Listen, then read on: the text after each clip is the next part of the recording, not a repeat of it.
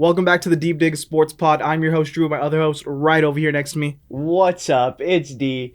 Good to see you again. Today we are digging into a whole lot. I know it's the off season, but stuff is going down.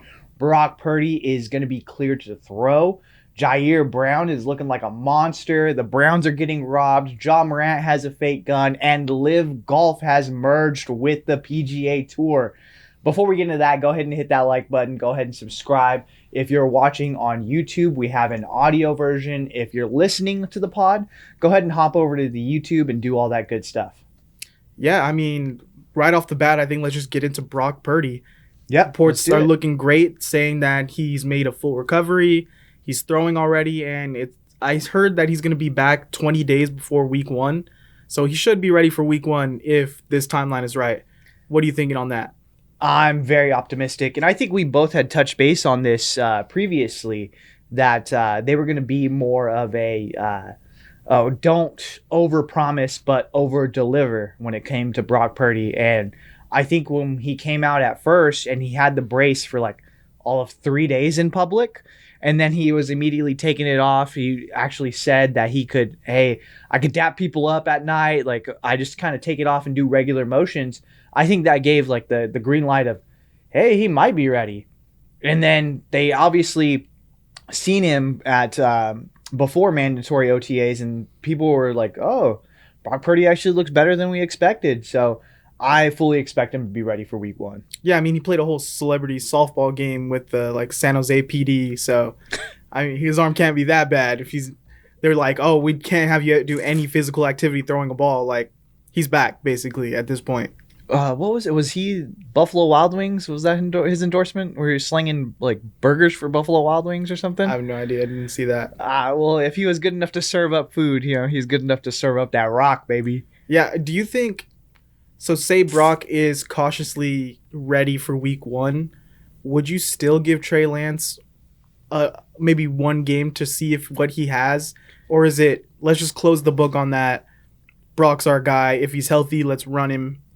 When you say cautiously ready for week one, is it a toss-up? Like, is he not game ready? Well, he's game ready. Like, if this timeline's correct, like, yeah, he's ready for week one. He's healthy, but we don't want to push it. Like, let's give him an extra week or a few weeks just to be safe, because he's progressing pretty fast through this. I think if he's 100% ready to go, you roll him out there. I don't see why there's a question as far as that. He is the starting quarterback for the San Francisco 49ers, and he should be out there week one if he is 100% healthy. I get the, like, oh, we need to see Trey Lance. Okay, well, Trey Lance needs to beat him out then. And I don't see that happening. You know what I mean? Yeah, this struggle is already coming out that Trey Lance and Sam Darnold are not looking great in camp.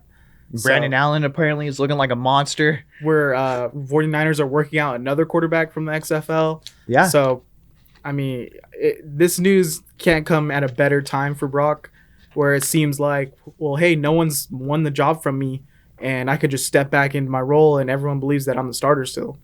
Well, I think, too, like, his play spoke for himself. Like, you know what I mean? He put up a really good resume last year. He has the team behind him as far as the main guys. Kittle, Fred Warner, Debo, Brandon Ayuk, they all love this guy. And I don't see any, you know what I mean? The only one who's Christian McCaffrey going with Sam Darnold. I don't see anyone really going with Trey these different places to the A's game, you know? They had to send him to the A's game, They sent Brock to the Giants game. Trey had to go to the A's game. None of Oakland wants to go to A's games, bro. I'm actually going to the A's game this month, and I'm going to meet Aaron Judge, so... You didn't pay for those tickets, though, did you? I didn't. That's what I thought. They were free from work. But that's the only time I've been to A's games is when it's free. Yeah, basically. Well, let us know in the comments. Do you think Brock Purdy, if he's 90% ready to go, like cautiously 100, week one starter, or do you want to see Trey Lance play at least one game as the starter, kind of see what he has? Yep. Someone who's working their way up the depth chart, Jyaire Brown. Got some rumblings out of camp, some reports that he's looking great.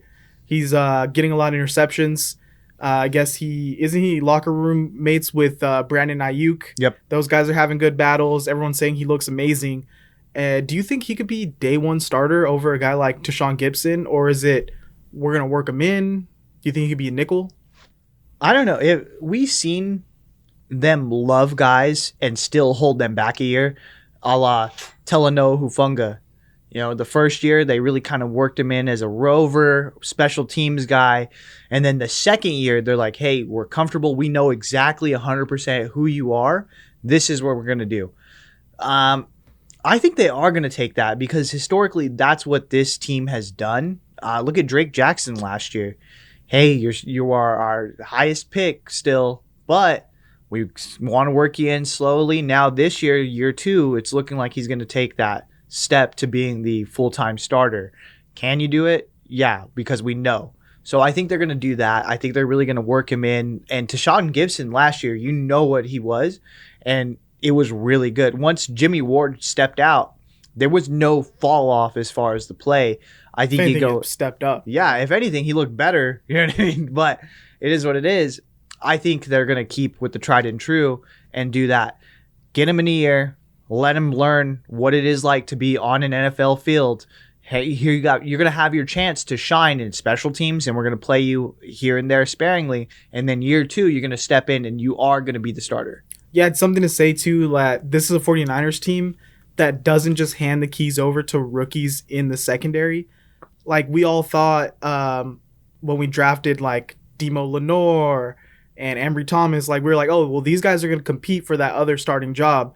And it was like, these guys are quickly the 5th and 6th corner on this roster. Yeah. And they had to slowly work their way up. And it turns out Ambry Thomas came in like at the end of that season and he looked like he was going to be a starter.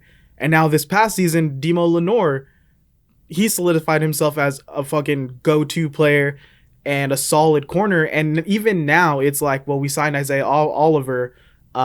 We have a starter already in Mooney Ward. And this other side of the field, it's kind of a toss-up. We're not going to just hand it to anyone. Well, and even think of last year in training camp, Sam Womack looked like the for sure slot corner. He had amazing plays. He was just around the ball as often as possible, but nothing is really given to rookies with this San Francisco 49ers defense. You kind of got to earn it, and they're going to make you pay your dues. Yeah, and so Tashawn Gibson, unless he has a crazy fall-off from his age, and last year was just like a fluke out of nowhere, I think, yeah, Brown is going to have to work in special teams, and he's going to have to like make the most of just random opportunities seeing the field. But I think if he keeps getting interceptions like this in practice and he shows out in the preseason, I mean, yeah, Womack did this last year, so it's hard to say like Brown is going to be different. They're going to be like, well, yeah, let's put him in the regular season. So I don't know. It's going to be a toss-up. I feel like other teams would see those highlight reel plays and be like, we got to get this guy on the field. But the 49ers are just not that. They're like, hey, yeah, you looking good, kid, but next in line. Yeah. Because there is a bunch of dudes just chomping at the bit. Yeah, it's kind of Warriors-esque where it's like, well, we have Draymond and Clay. We don't want to play Kuminga and Poole too much. You know, like it's kind of that. But yeah, let us know in the comments. Do you think we roll with Tashawn Gibson? We go with the new guy, Jyaire Brown, try to get a Rookie of the Year maybe? Yeah, possibly. Well, let us know. But staying with football, the Washington, they're still the Commanders for now. Football team. They're the Commanders. Yeah. They said that they're taking calls on Chase Young. They're open to a trade if the right deal comes through. What do you think he's worth? And like, is he still a guy that can be a star in the league? It's so crazy that they declined his 5th-year option and they're shopping this guy. Do you think this is like a Dan Snyder, like, fucking burn it to the ground, like, type of move? Like, I don't care what they, like, I don't know why they would want to get rid of Chase Young. I think this is just a guy that's been injured. Like, he was injured one season. He's been injured. Okay. But even then, you know what his potential is. He was the Rookie of the Year. He's a guy who, if you pair him with another great pass rusher, you have one of the nastiest duos in the entire league. I mean, look at when you paired him with, was it Montez Sweat on the other end? And he was straight up murdering people. So I would really like to see him, if you can get him for very cheap. But if I'm Washington, I'm asking for like a first or second. I don't think they're going to get it because the league knows you don't like him. So I think maybe you're going to get him for a third, a fourth, or like a mid-tier player. So his rookie year, he had 7.5 sacks. He won the Defensive Rookie of the Year award. But he only played in 12 games in 2021 and 2022, and he fell off statistically, and now he has a really bad ACL tear entering his contract year. He's coming off of ACL.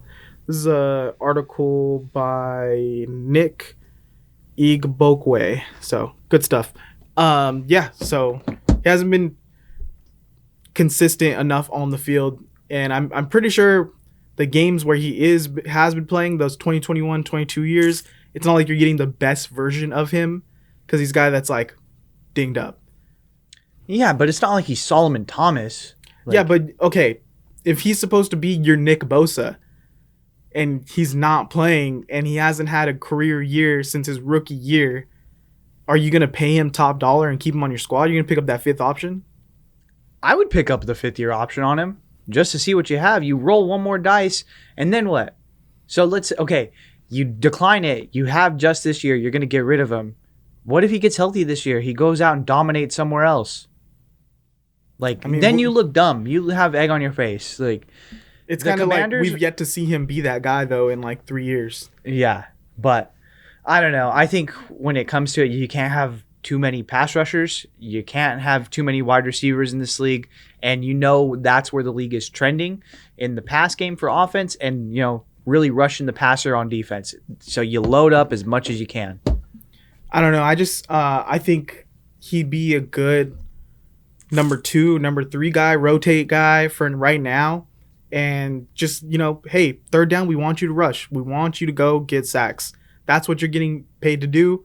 And if you can do that for a year, maybe even 2 years, you take a prove-it deal, you're going to get fat money on a next contract with some team, with a contender, or with someone who thinks that they could be a contender and needs we need one great pass rusher.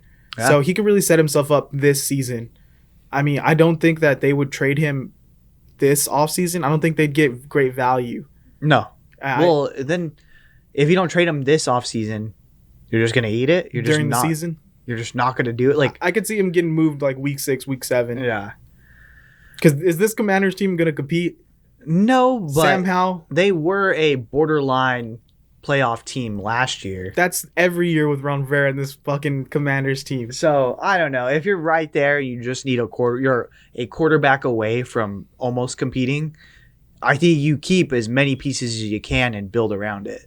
I mean, maybe they see that they have other pieces on that D line and they're like, we don't need to invest in this guy specifically. Yeah, we have Montez Sweat. Yeah, they got Darren Payne. Yeah, but still, that's an interior lineman. What you need is edge, bro.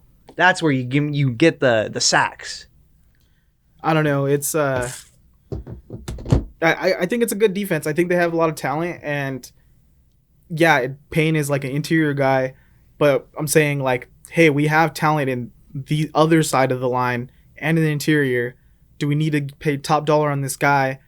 It's kind of NBA teams where they draft a guy who qualifies for a max deal, and they're like, well, we have to give him the max. It's do you? Do you Celtics Jayre Brown? Yeah, do you have to, or just let him go? What's gonna be so bad of we took this guy, a really high draft pick.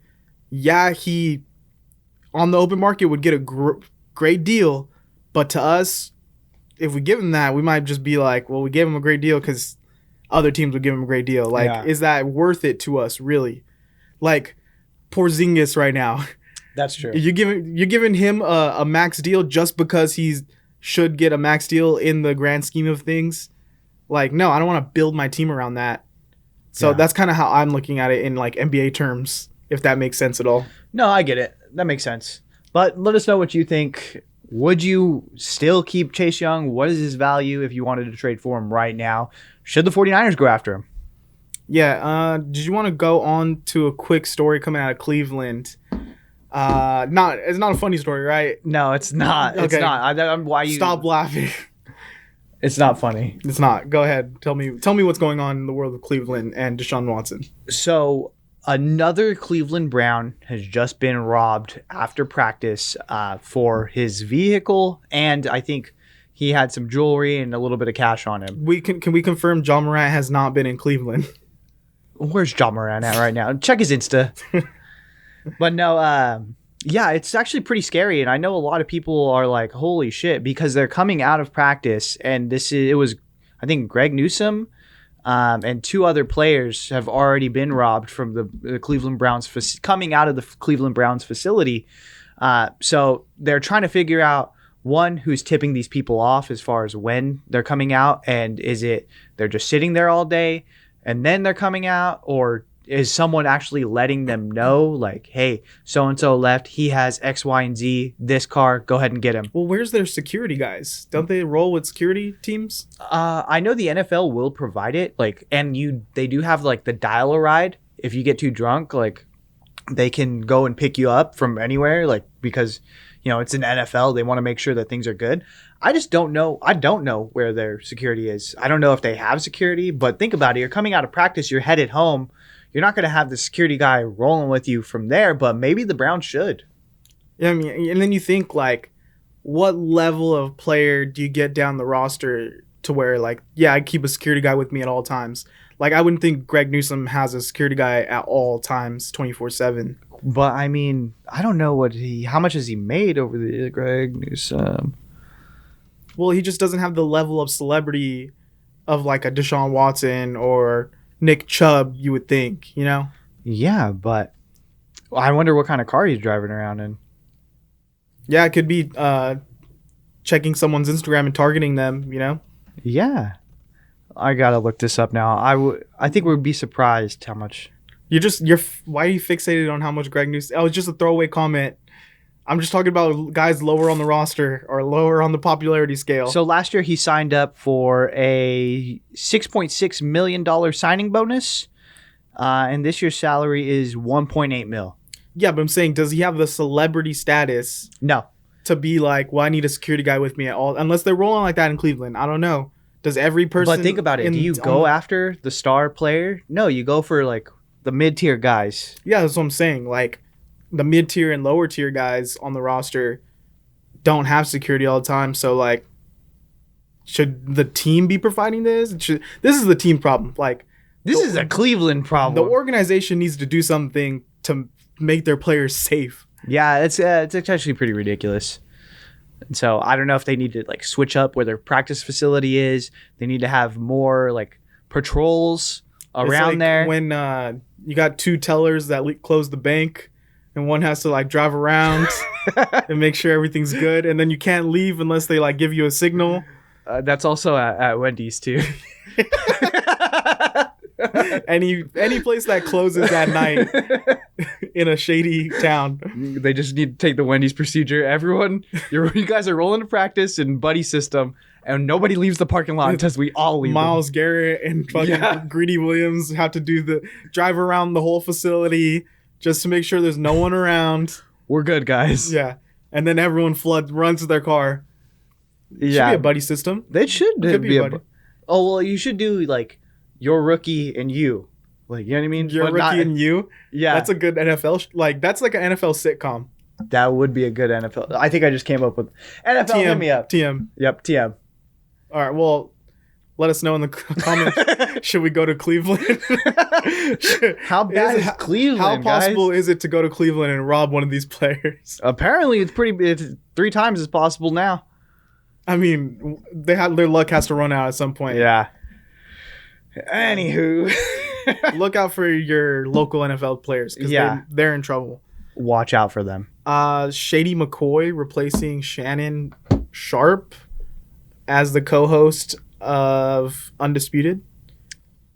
That is the worst fucking person that I was like, all right, maybe, hopefully it's not Emmanuel Acho. That would be the worst.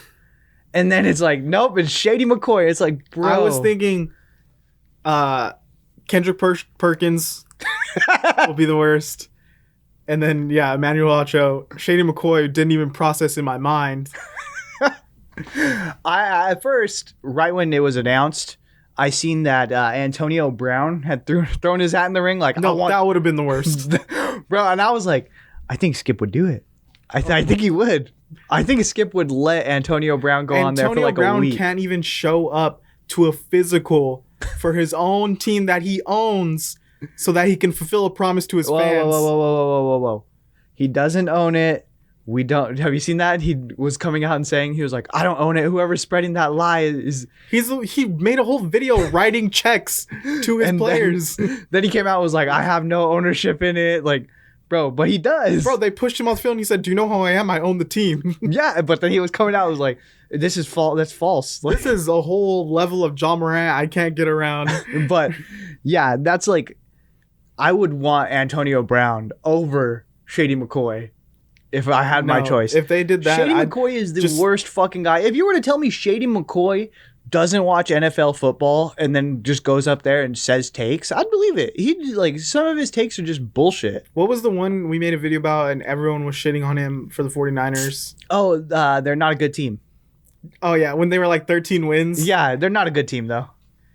Because they lost to the Kansas City Chiefs like way back. Before right when Christian McCaffrey got there. Yeah. Literally 3 days of McCaffrey. I've never seen a good LeSean McCoy take. Never. He just like I don't think he watches or like he's really delving into topics. I think he just like casual, and then he knows guys in the league and he's like, that's my friend. I think he's a casual, but he's also wants to go against the grain with his. Yeah. And I think now, so moving, did you see Shannon was liking tweets that Skip was a piece of shit? Yeah. And that Shannon is going to do so much better without him. This fallout's bad. Dude, it's going to be the end of the NBA Finals that he's done, right? So within the next few weeks, we'll see. We ran a poll on Twitter. Follow us at the Deep Dig Pod on Twitter. Would you watch a show with LeSean McCoy and Skip Bayless? 100% no. Want me? 100% no. 100% of you guys voted no, you don't want that. So we've never had a poll go unanimously. With this fan base, vote something unanimous. Y'all are ridiculous. Wow. I really hope they end up just going with like Nick Wright or... I think it's just, to me, the era of the debate talk show is over. Like, everyone knows what it is now. And they know that, hey, if Skip or Stephen A. Smith says something ridiculous, they don't believe it. Like, they're just doing shit to get views and get clicks. Yeah. And I don't know, personally, like, I don't watch this stuff anymore. The only reason I started watching more was because of Shannon. Yeah. It's because he's so entertaining. But now I'm kind of like, I'm good. I already was, like, off of, like, Stephen A. Smith's world. Everything his that universe. they try to... Yeah, his whole... Everything encompassing him. And I was already off of like Skip, but him and Shannon's dynamic was just so good that it was entertaining. Yeah. But I think that's also Skip's downfall is like letting Shannon get some shine. It's like, no, it should be me. It's my turn. And dude, I don't know how real this thing is. Cause then they were saying like, oh, they're just playing it up. Cause then Shannon's going to go spin off and get his own bag.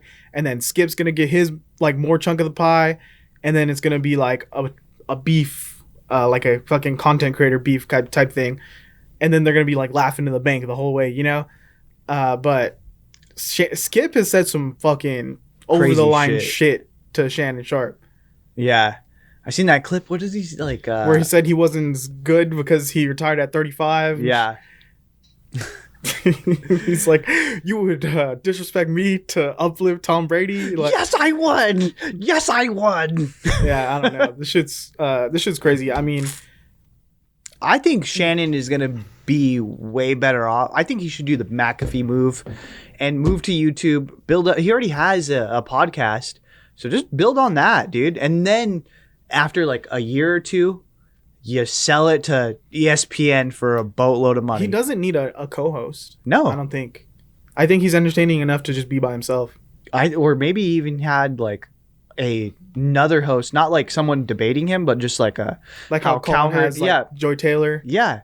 Just someone to kick it to, like, okay, go ahead, your segment. Like, yeah, that'd be cool. And it'd be a good way to if you're an up and coming journalist or someone that he's cool with, like to get your shine. Hear me out. A show with Shannon Sharpe and one of the Mannings.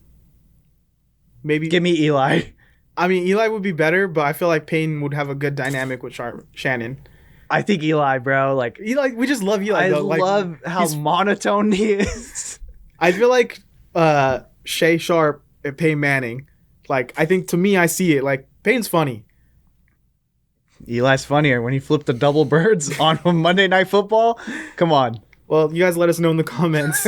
Who would you like to see be a co-host with Shannon Sharpe? Are you rolling with Skip and LeSean McCoy or anyone else? Let us know. Did you want to talk about LIV Golf really quick? Yes, dude. The golf world went crazy today. LIV Golf, the PGA Tour have now merged into one entity. PGA Tour just has to eat it, dude. Like, this is exactly what they did not want, was the LIV Golf Tour to have any sort of credibility. They wanted to see it burn to the ground. But I think its downfall really came at the Masters when Brooks Koepka was competing the entire tournament and then utterly fell apart on Sunday. And they were like, oh, shit. Like, what if he would have won? Like, what would we have done? And so I think that really put the seed. And then, of course, he goes out and wins the next major. And now they're like, oh, fuck, our worst nightmare has happened. We have to do something. Well, it's not like they had, it was like, oh, LIV Tour, a bunch of randoms and like scrubs. Like, they have legit contenders on LIV. So, and they're coming in fresh. Way more fresh than the PGA guys. They play less. They get paid more. It was like the ultimate Brooks Koepka tour. This guy who just wants to get up for just the majors. Hey, I'm going to peak 4 times a year, and I mean it. And so I think it's awesome for LIV and the guys there to kind of get to double dip now.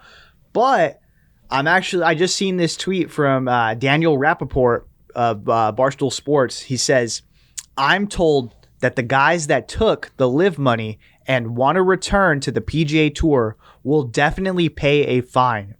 It won't be equal for every player either. Will this be enough to assuage guys who are totally pissed that they turned down $100 million to stay loyal only for the two to merge? The PGA guys? Yeah. So the PGA guys are, again, we've seen it the whole time. The PGA guys were fucking pissed that all these players left for LIV. Now they're coming back because the PGA needed them. So they're saying that they're going to have to pay fines, but how hefty of a fine? You know what I mean? Yeah, what is it going to take? Slap on the wrist? If you're Rory McIlroy or Tiger Woods, who was really beating the drum and saying, no, like, we're about PGA, it's about legacy, this is about this. And then you're Brooks Koepka and Bryson DeChambeau, and you took this mega deal, and now you get to walk back in and play, like, I'd be pissed. But it's why are you watching another man's pockets? I mean, it's the ESPN people mad that they're getting fired and Pat McAfee's getting a bag. I mean, he's drawing the crowds. Like, he's taking the risk. He's taking all the risk by owning it. And I think that's what these guys did. They took all the risk by moving to LIV. Now you get to kind of reap the rewards of it, even though you're already reaping the rewards. Yeah. So it is kind of a double dip situation.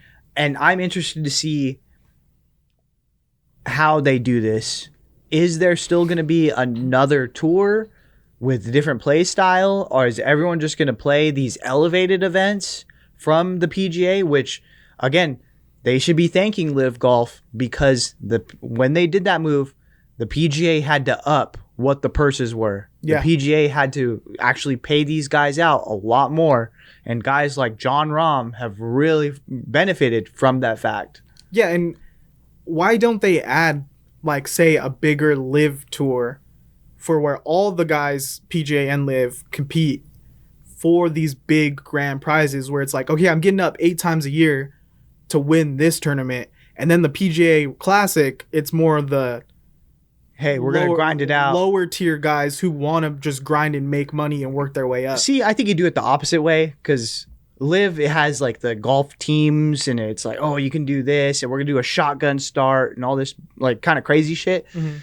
I think you flip it. You make the PGA because how they did it this year was elevated events. Like, this is going to be an elevated event, so the purse is going to be higher. So I think you make that kind of the majors. You make LIV the like XFL. We're going to do all this crazy shit with it, and you keep it kind of LIV relegation. LIV is the prize fighter. Yeah. LIV is the Conor McGregor. We're going to do this a few times a year, and you're going to make bank. It's going to be our big blowout. But then the PGA is like, we're going to have some of these younger guys. I think, again, you flip it. We're flipping that. You're flipping that. So you make LIV the, hey, you're going to go out there and you're just going to do whatever because before, LIV didn't have access to the golf courses that were prestigious. They didn't have, all they did, like, and it was kind of like a party atmosphere, shotgun So you could keep that still. I think you keep that. You run it like, you know, how they want the waste management to be, where it's a party all the time. You throw that, you get your younger guys on that tour and let them kind of, and they could grow the fan game. base. Yeah, grow the game while also just keeping the elevated events for the actual PGA. But I think you do it. But now these only do these. But now events. These LIV stars are able to be in these big PGA and like make the big wins. And in the elevated events. Yeah, they were able to go to the majors, but not the PGA. Yeah. So we'll see how that ends up shaking out. I think a lot of details still need to come out as far as what they're going to be able to do, how they're going to be able to integrate. This is like better for the game or worse because of like the old heads? Like, you know, baseball, like purists, they're like mad at every change that MLB does. Like, is this really fucking this up for like old golfers, or is this like, fuck it, let's just push more dynamic, more young? I think it's good for golf. Like, realistically, it did make it one of the biggest stories to date. And so you kind of need things like that. You always need to be pushing the envelope and having things that keeps your name in the ether. And so I think it did help golf, and it helped the players, obviously, because obviously LIV players got paid, but also the PGA Tour players got a lot more money because of it. So it did end up helping both sides. Yeah, well, let us know in the comment who's your favorite LIV golfer. I just want to wrap up this story. You didn't bring any toy guns on set, right? Just want to make sure. No, I didn't have my fake Glock. Okay, just wanted to check because John Morant, he brought his. He keep that thing on him if it's a fake toy gun. Yeah. That's the thing. Did you see his team came out and said a month after the fact that John Morant was just playing with the toy gun, which is the least gangster sentence I've heard from a PR team. It was fake. Was that a toy gun? I don't think so, but because if it was a fake gun, again, why didn't you come out with this sooner? Why didn't you say immediately, hey, everyone's freaking out here. It was fake. It was a play. Like, you know, we were playing because I know I just got in trouble. And why did it take a month for the PR team to be like, what if we just tell them that it was a fake gun because it was a fake gun? Well, I think the NBA and Adam Silver already came out with the press conference before the finals, like, hey, we're going to focus on the finals, but we have a bunch of details about John Morant and it's going to be fucking crazy. I think that was them like giving a warning shot to Ja and his camp, like, figure out an excuse, dude. Like, I don't want to suspend you for 50, 60 games. Figure something out and we will roll with it. But I need you to do this for us. Yeah, it's like John Morant has the least hardworking PR team in the league. Yeah. Where, like, this media storm is happening and they're like, well, he's going to get suspended, whatever. And then the NBA comes out with shit and they're like, figure something, like, make a move. Come out with a statement. Do anything. We're not going to announce it, but it'll be bad. They're like, oh, we should probably take care of this. Yeah, it was a fake gun. Yeah, it was fake. And that's what they're going to roll with. They're going to be like, oh, we knew that the details were fake, and so we just need to make sure that it doesn't happen again. We'll go ahead and give him 15 games. Like, if it was me, like, if they caught me with a fake gun and I knew it was fake and I was just fucking around, I would have like a video. He's on video all the time. I'll be on Instagram Live, walk to that car, and pull out the fake gun and be like, "Look, it's a water gun." Yeah. But no, he's just like, "Oh, now I'm choosing to not be on camera." It's like when people do like vlog channel their whole life, and then they're like, "Why are you getting my personal business?" I do not need you in my personal business right now. Respect my privacy. Respect that. But yeah, I don't know. I think someone was saying he's gonna get like 30 games ish. People were pushing for the half the season, whole season. Bro, if this was the NFL and Goodell had to like okay, here's your punishment, it would have been a whole season. It would have been 2 seasons. It's not that he has guns. That's not the thing. It's that he's so giddishly brandishing them like he's waving them around in strip clubs, driving down the freeway with whipping his guns out, and it's just like, okay, you work in corporate world. If your employer saw you, for real talk, if your employer saw your Instagram Live, he emailed the video to you of you waving a gun around in a strip club, would you have consequences? Yeah. Okay, now imagine you were making millions of dollars and billions of children loved you. Yeah, probably. Yeah. And that's the issue here. You see where I'm trying to connect the dots of why this is wrong. I'm gonna off myself. Goodbye, world. That's not funny. That's not funny. That's not. It was fucked up that he did that. That was such a gaslighter thing to do. Bro, he's an idiot. Maybe he is. I won't say it's a gaslight thing. Maybe he was dealing with like a mental health situation and he was just down and that was like his cry for help. But then to after this be like it was a toy gun, when it's like you brought all this stuff on yourself.